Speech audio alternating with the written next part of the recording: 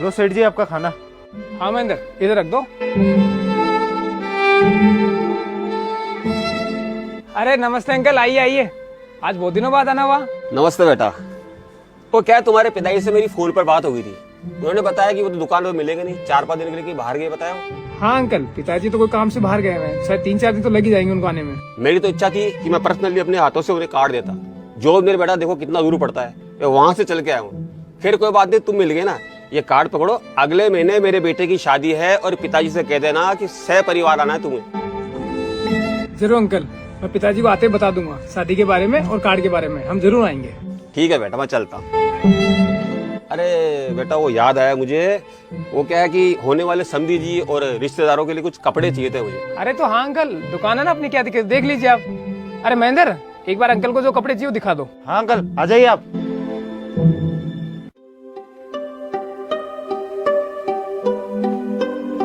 लीजिए अंकल, आपने जो सामान बोला वो मैंने सारा ला दिया। और कुछ चाहिए? बस बेटा बहुत हो गया। अच्छा ठीक है, आप उधर जाइए, मैं इसका है ना एक बार बिल बनवा देता हूँ और सेठ जी को बता देता हूँ। ठीक है। सेठ जी, मैंने आपका सारा बिल क्लियर कर दिया, उस 500 रुपये रखे वो मैं बाद में दे दूंगा। हाँ हाँ कोई दिक्कत नहीं नितिन भाई, आते जाते 1-2 दिन में दे जाना आप। ठीक है।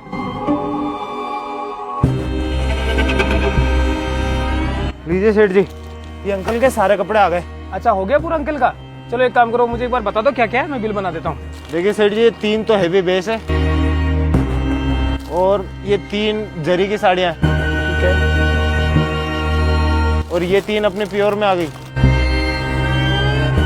और ये 6 पीस के है ना, पैंट और शर्ट है दोनों।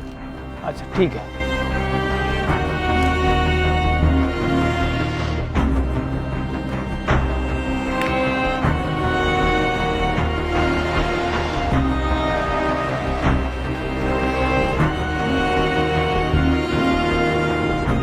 अंकल वैसे आपके हो गए 35,000 रुपये, लेकिन मैंने घर के हिसाब से पहले डिस्काउंट करके कि आपको बोलना ना पड़े 32,000 रुपये कर दिया। 32,000 रुपये कर दो मेरे को।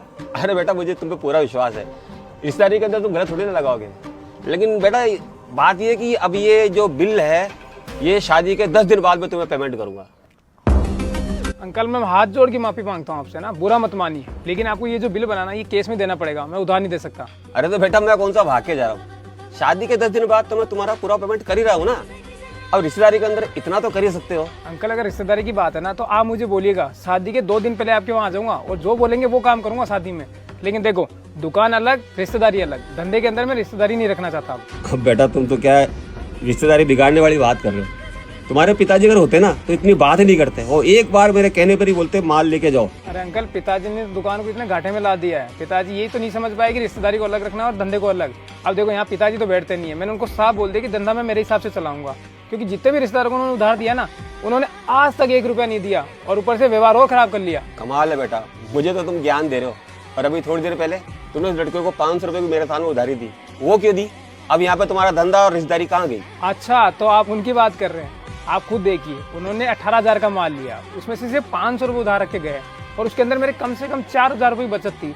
मान लो कि अगर कल 500 रुपये देने भी नहीं आया ना तो मैं ये मान लूंगा कि 500 रुपये मैंने कम कमाया है, लेकिन आपके यहाँ तो 35,000 का बिल है और आप कह रहे हो कि मैं 1 महीने बाद ये पैसा दूंगा, और उसके अंदर भी ये नहीं कि आप मेरी बचत है पूरी मूल रकम लेके जा रहे हो। मैंने आपको डिस्काउंट तो पहले ही कर दिया जो बचत थी, और ये मुझे गारंटी है कि आप ये पैसा अगले 1 महीने बाद भी नहीं दोगे। कमाल कर रहे हो यार बेटा, तुम सीधी गाली दे रहे हो, मतलब मैं चोर हूँ जो तो माल लेके चला जाऊंगा, पैसे भी नहीं दूंगा। अंकल सच हमेशा कड़ा होता है, लगा ना आपको बुरा, और मैं समझाता हूँ कि होगा क्या। शादी के बाद आप तो फ्री हो जाएंगे, उसके बाद जब मैं आपसे पैसे मांगने आऊंगा तो आप मेरे को 15 दिन, 1 महीना, 2 महीने, 4 महीने, 6 महीने, 8 महीने, 10 महीने और साल भर का टाइम देंगे कि बेटा पैसे नहीं आए। और साल भर बाद जब मैं गुस्से में आऊंगा, परेशान हो जाऊंगा, तो बात आपको सुनाऊंगा तो आप वापस मेरे को 4 बार सुनाएंगे, रिश्ता खराब हो जाएगा उस टाइम पे। अरे बेटा हर आदमी एक जैसा नहीं होता, ये 5 उंगलियां बराबर नहीं होती है।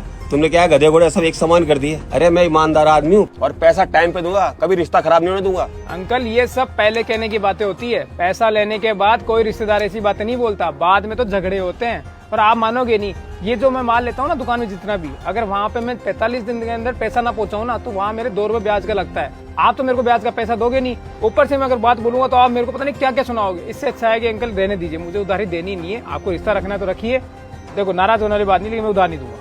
फिर रहने दो बेटा, मुझे भी ऐसा रिश्ता नहीं चाहिए जो ना मुझ पर विश्वास करे और ना मेरे आड़े वक्त में काम आए। देखा अंकल, पैसों के लिए ये रिश्ता 1 साल बाद खराब होता, मैं यही बोल रहा था ना, और ये रिश्ता आपने अभी खराब कर लिया पैसों के लिए। चलो कोरना, ये तो होता रहता है दुकानदार के साथ। अब आप बताइए, शादी में पधारना है या यहाँ भी नहीं आना? अब जब रिश्ता खराब हो ही गया बेटा तो रहने दो, फिर ये कार्ड मुझे वापस कर दो तुम। अरे क्या सेठ जी, आपने तो एक उधारी के चक्कर में रिश्ता ही खराब कर लिया। अरे तो क्या गलत कर दिया मेरे भाई, मेरे को भी दुकान चलानी है, हमेशा घाटे में तो ना चलानी है इसको। और वैसे मेरे घर पे भी बाल बच्चे हैं, उनको भी तो कमा के कुछ देना है, कुछ खिलाना है। ऐसे लोगों को देखा तुमने, एक पैसे के लिए इन्होंने रिश्ता खराब कर लिया। अगर मैं उधार देता तो ये रिश्ता बाद में भी खराब होता। और मैं सच बताऊं, सभी दुकानदार भाइयों है ना, रिश्तेदारी और जानकारी में उधार देना बंद करो अगर तुम्हें अपनी दुकान चलानी है तो। आगे आने वाला सीजन तुम्हारे लिए इसी में फायदा रहेगा, वरना दुकान में कुछ नहीं बचेगा और घर पे भी कुछ नहीं मिलेगा तुम्हें। जाओ भाई, ये सामान फटाफट वहां रख दो, हो गया आज का तो।